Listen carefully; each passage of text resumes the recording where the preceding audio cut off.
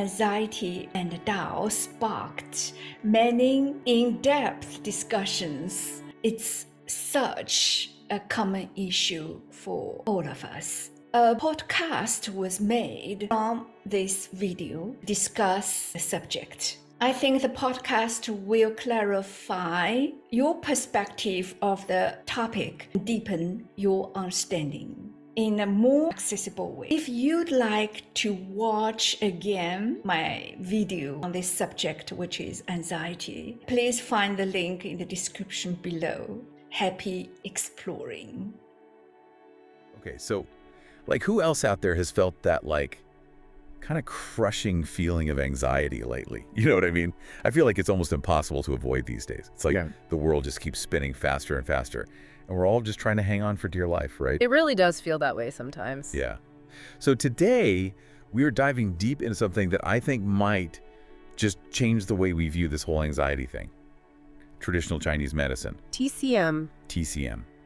And specifically, we found this awesome YouTube video about it. Oh, yeah. Yeah. And it's super fascinating because it approaches anxiety from this completely different angle. I'm intrigued. What's the angle? So get this. It all comes down to something called liver qi stagnation. Liver Qi Stagnation. Okay, you're going to have to break that down for me. Right. When I first heard that, I was like, is my liver mad at me? Like, what's going on? That's a very valid question. It's actually a really cool concept, though, because in TCM, the liver isn't just talking about the organ. It's this whole system, this flow of energy that's essential for keeping our bodies and minds moving and grooving. And when we get all stuck in rigid thinking and clinging to expectations. That's so clinging. Yeah, it's like kinking the garden hose, you know? That energy gets blocked and creates all this pressure. And that pressure, my friend, that's anxiety. Okay, I am loving this analogy because I am a very visual person. And that makes so much sense. And it actually ties in perfectly with this example the video gives about a tree in a windstorm. Have you heard that one? I think so. This is the one about the tree and the bamboo? Yes. Yes. So we've got this big, strong tree, right? And it's trying to stand rigid against this windstorm. So stubborn.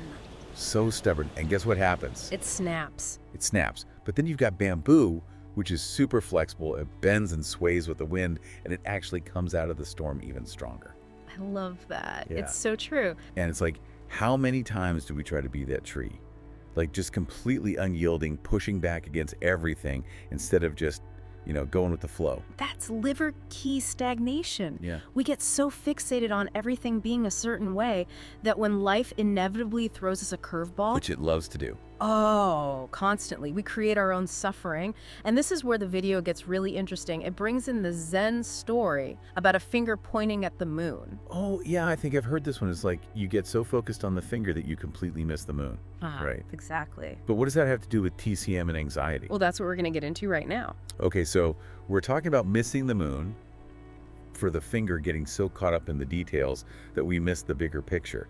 How does that play out in our lives, and how does it tie back to anxiety? Well, the video makes this super powerful connection between this Zen story and how we live today. Okay. Just think about it. We are constantly striving, achieving, chasing the next goalpost.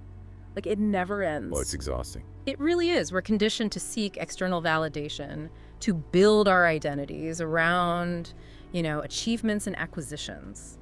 And it's where does it end? It's so true. And social media definitely doesn't help, right? Tell me about it. It's this constant highlight reel of everyone else's perfect lives. Yeah. It's like everyone else has it all figured out. Right. And the video even touches on how all these pressures and expectations from society just contribute to this narrow focus on the finger, on this pursuit of, a certain definition of success. Right, right. And we end up, focusing so much on accumulating all this knowledge and these skills that we kind of forget about the moon, the wisdom, the actual experience of life itself. Okay. So I'm starting to see how this all ties together now. But how do we actually shift our focus from the finger to the moon? What does that even look like? What does it mean to embrace the moon? To find that wisdom in this anxiety-ridden world, how do we do that? That's the question, right? And the video points to the Tao as this guiding principle. Yeah. And there's this incredible quote that really stuck with me. To attain knowledge, you add things. To attain wisdom, you remove things every day. Ooh, that's good.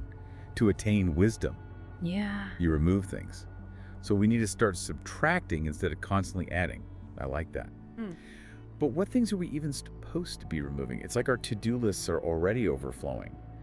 How do we even begin to remove things? That is the real question, isn't it? It's not necessarily about physically getting rid of things, you know? Right. It's more about letting go of those rigid expectations, the need to control everything, you know, that constant striving for something more. It's like we start to notice how this endless pursuit of more just fuels our anxiety. So if striving is the finger, Yeah. then letting go is how we start to see the moon. Yes. Okay, I think I'm getting it. But like, what is this moon we're supposed to be looking at? The video keeps mentioning the Tao, but I feel like I need a little more like explanation. What is it exactly? Yeah. You know, that's a question people have been pondering for centuries. But I like how the video offers this image of the Tao as this eternal mother. The eternal mother. Okay, now that's an image that really speaks to me. Tell me more. So imagine this force that's constantly nurturing and sustaining us without any expectation of return. Like a mother's love. It just is. Okay. That's the essence of the Tao, this unconditional, ever-present energy that flows through all of life. And, you know, it's about accepting what is rather than, you know, constantly striving for what should be. So are we talking about like embracing this go with the flow mentality? Does that mean like I have to give up on all my goals and ambitions? Help me understand how this actually works in real life. Because I think a lot of us out there could use a little more like eternal mother energy in our lives. How do we do that? That's the paradox, isn't it? It's not about becoming passive or giving up on our dreams or anything like that. It's about finding that balance between striving and accepting, between effort and surrender. Okay, so striving and accepting, effort and surrender, finding that sweet spot in between, I like it. But how does that actually like play out when we're dealing with anxiety on a daily basis? That is the question, right? And the video brings in this really cool concept from Taoism, Shenbushi. Shenbushi. It means life growing endlessly. Oh. So imagine life as this like constant flow, always moving, always evolving. It's like a river, right? A river doesn't resist its own movement, it just flows. Okay, yeah. It just is. That's a really good visual. I can see that. Right. The river just keeps going. Doesn't like judge itself for going over rocks or meandering through different landscapes. It just flows. So how do we as humans, who, let's be honest, tend to overthink everything? Oh, yeah. How do we tap into that river-like flow and quiet those like anxious racing thoughts in our minds? Well, and that's where the video points out this like clash between, you know, the Tao, that natural flow, and our human nature. Oh, interesting. Because we as humans, we love to categorize, we judge, and we're always striving for this like perfect future state. Yeah. Always looking for the right answer, the best way to do things. Ugh, yes. It's exhausting. It really is. And we create so much internal pressure doing that. So true. We get caught up in wanting to be the perfect employee, the perfect partner, the perfect parent, like the perfect version of ourselves. And it's no wonder we're all so anxious. Exactly. And the video points out that, you know, when we buy into all of those expectations, we actually move further away from that effortless flow, you know, the Tao. Oh, interesting. Okay. And they actually use a really cool metaphor to describe this. They talk about the Tao heart. The Tao heart. I love that. Tell me more. So imagine your heart is like a mirror. Okay. And this mirror, when it's clean and clear, it reflects the wisdom and peace of the Tao. It's beautiful. But over time, that mirror gets clouded.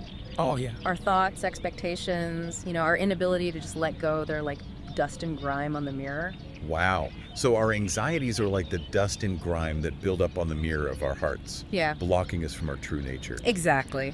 That Tao heart, I Yeah. could see that. Like when I'm feeling anxious, it's like there's this filter over everything.